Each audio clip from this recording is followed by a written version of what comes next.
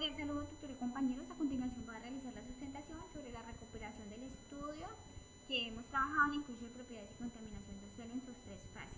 Mi nombre es Gilarina Gil Martínez, del CEDAT de San José del Guaviare.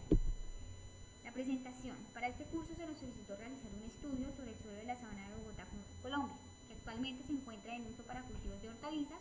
El manejo de estos cultivos en la actualidad se realiza de manera convencional, resaltando el uso de pesticidas, herbicidas y riego por aspersión. En los últimos años se ha visto reducida la productividad de los cultivos y adicionalmente se han encontrado trazas de metales pesados en sus tejidos vegetales, que incluso llegan en algunas ocasiones a sobrepasar los niveles máximos por el contexto. Para ello, se nos solicita trabajar en tres fases, como lo comentaba al principio, que es en la fase de diagnóstico, la fase de la hipótesis y el planteamiento de alternativas de solución al problema de contaminación trabajado. El diagnóstico del problema. Para realizar este diagnóstico de la problemática tuvimos en cuenta varios criterios, los cuales fueron la clasificación del suelo. Para realizar la clasificación del suelo encontramos que estos suelos de la sabana de Bogotá pertenecían a la clase de los anisoles, que son suelos de regiones húmedas y subhúmedas desarrollados a partir de depósitos volcánicos como ceniza volcánica, piedra pómez, carbonillas y lava, o de materiales piroclásticos.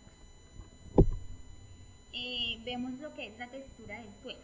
Entonces, las características de los suelos francoarenosos. En los suelos frecuentemente crecen plantas que no se ven afectadas por el drenaje excesivo del mismo.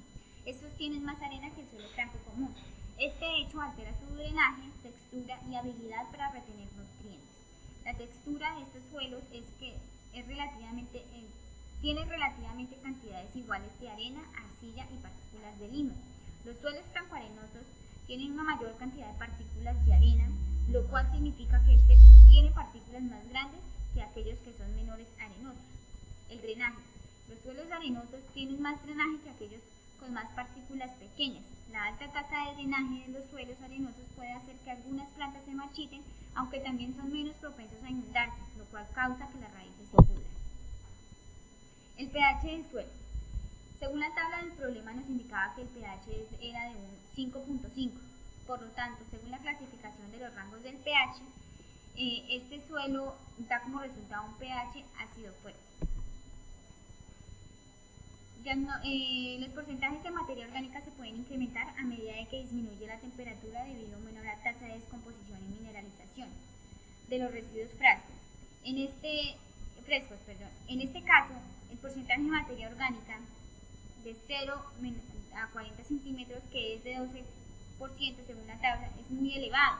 Posee gran contenido de materia orgánica, por lo tanto, la materia orgánica tiende a acumularse en estos suelos. Características de los contaminantes. Vemos que estos suelos poseían lo que era el cadmio, el plomo y el arsénico.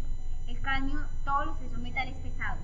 El cadmio es sumamente tóxico, además de ser cancerígeno. El plomo existe naturalmente en el suelo. Y el arsénico, el contenido del arsénico en plantas y cultivos generalmente aumenta con el contenido del suelo, pero puede ser pequeña en comparación con las grandes cantidades existentes en algunos suelos contaminados. La hipótesis. Vemos que la hipótesis de esta problemática es que se ha visto reducida la productividad de los cultivos y adicionalmente se han encontrado trazas de metales pesados que superan los límites permitidos por el contexto en los tejidos vegetales de las hortalizas, debido al agua que se está utilizando para el riego, que proviene de una fuente hídrica superficial que aguas arriba tiene vertimientos industriales. La mayoría de los compuestos de los metales potencialmente tóxicos se encuentran en cantidades fijadas. Se pueden evidenciar la presencia de contaminantes, donde se establece que los posibles agentes causales son, entre otros, el riego de cultivos con aguas contaminadas, que desde la fuente hídrica recibe residuos tóxicos que son vertidos por industrias, el exceso de uso de pesticidas, plaguicidas, herbicidas y el riego por aspersión. Las alternativas de solución al problema de contaminación.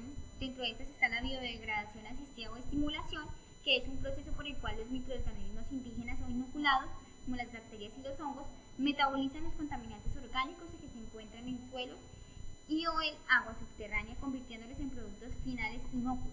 El periodo de tratamiento se realiza de forma más acelerada, aunque en algunos casos pueden tardar varios años. Vemos el diseño del esquema de biorecuperación y también el proceso de algas para la la producción de agua más limpia a partir de aguas residuales por medio de algas heterótrofas. Se utilizan especies que no se necesitan fotosíntesis para poder sobrevivir, por el contrario, estas algas pueden crecer en algunos lugares oscuros alimentándose de azúcares, oxígeno, el cual obtienen del agua y de esta manera pueden prosperar, además de capturar el CO2 y de manera más clara acelerar su metabolismo. El periodo de tratamiento requiere un poco tiempo debido al crecimiento y propagación rápida de las algas. Y vemos el esquema del dibujo. Las recomendaciones: hoy en día se sabe que los suelos no son infinitos, sino que por el contrario cada vez van quedando menos sin la explotación del hombre. Es por ello que los suelos hay que restaurarlos, como bien vimos en este informe. Existe una gran gama de tratamientos, no tan solamente estos dos, sino muchísimos para descontaminar los suelos, dentro de ellos esta propuesta, que son efectivas y que están con un presupuesto al alcance de una institución e incluso de cualquier persona en particular. Esta es la bibliografía. Muchas gracias por la atención prestada, espero hayan entendido.